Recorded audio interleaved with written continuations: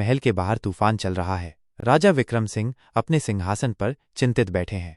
बहुत समय पहले की बात है जब राजा विक्रम सिंह अपने राज्य पर न्याय और बुद्धिमानी से राज किया करते थे। लेकिन एक दिन उनके राज्य में अजीब घटनाएं होने लगीं। फसलें सूखने लगीं, लोग बीमार पड़ने लगे और राज्य में भय का माहौल छा गया। दरबार में एक बूढ़ा साधु प्रवेश करता है।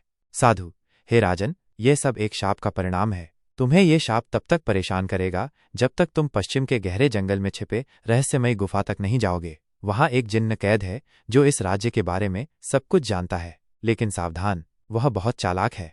राजा सोच में पड़ जाते हैं। राजा, अगर यह सच है तो मैं स्वयं इस रहस्य का पर्दाफाश करूंगा। राजा अपनी सेना के साथ जंगल की ओर निकल पड़ते हैं। गुफा की यात्रा 1:30 बजे 4 बजे मिनट। राजा और उनकी सेना घने जंगल में बढ़ते हैं। अजीब आवाजें और परछाइयां डरावनी लग रही हैं। सैनिक: महाराज, ये जंगल बहुत रहस्यमयी है, हमें यहाँ नहीं रुकना चाहिए। राजा: हम किसी भी डर से पीछे नहीं हटेंगे। अचानक एक सैनिक चीखता है और गायब हो जाता है। सभी चौंक जाते हैं। जंगल में रहस्यमयी शक्तियां महसूस की जाती हैं। आगे बढ़ते हुए उन्हें एक पुरानी गुफा मिलती है। उस गुफा के बाहर खून से कुछ लिखा होता है। जो अंदर गया वो वापस नहीं आया। मंत्री: महाराज, ये जगह अशुभ लगती है, हमें सोच समझकर कदम बढ़ाना चाहिए।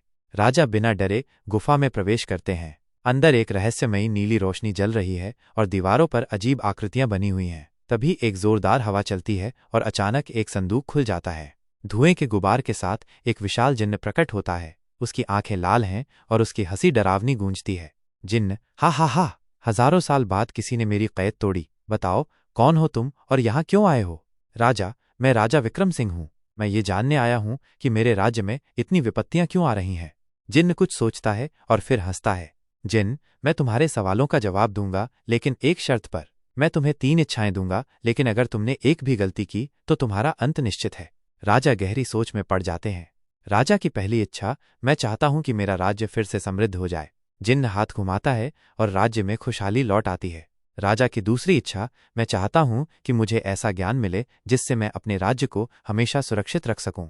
जिन्न हंसता है और राजा के दिमाग में एक अजीब सी रोशनी चमकती है। राजा पहले से ज्यादा बुद्धिमान महसूस करते हैं। लेकिन तभी जिन्न राजा की ओर देखता है और मुस्कुराता है। जिन्न: अब तुम्हारी आखिरी इच्छा, सोच लो राजा, यह तुम्हारा भविष्य तय करेगी। राजा सोच में पड़ जाते हैं। तभी उन्हें याद आता है कि साधु ने कहा था कि जिन्न चालाक होता है। राजा जिन्न की आंखों में देखते हैं और उन्हें महसूस होता है कि कुछ गड़बड़ है।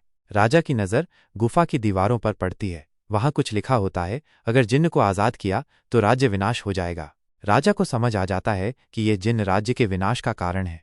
राजा धीरे से सोचते हुए: अगर मैं इसे पूरी तरह मुक्त कर दूं तो ये राज्य को तबाह कर देगा। मुझे बहुत सोच समझकर अपनी तीसरी इच्छा मांगनी होगी। राजा, मेरी तीसरी और आखिरी इच्छा है कि तुम इस गुफा में हमेशा के लिए कैद हो जाओ और फिर कभी किसी को नुकसान न पहुंचा सको। जिन्न जोर से चिल्लाता है, बिजली कड़कती है और गुफा कांपने लगती है। जिन्न: नहीं, तुमने मेरे साथ धोखा किया।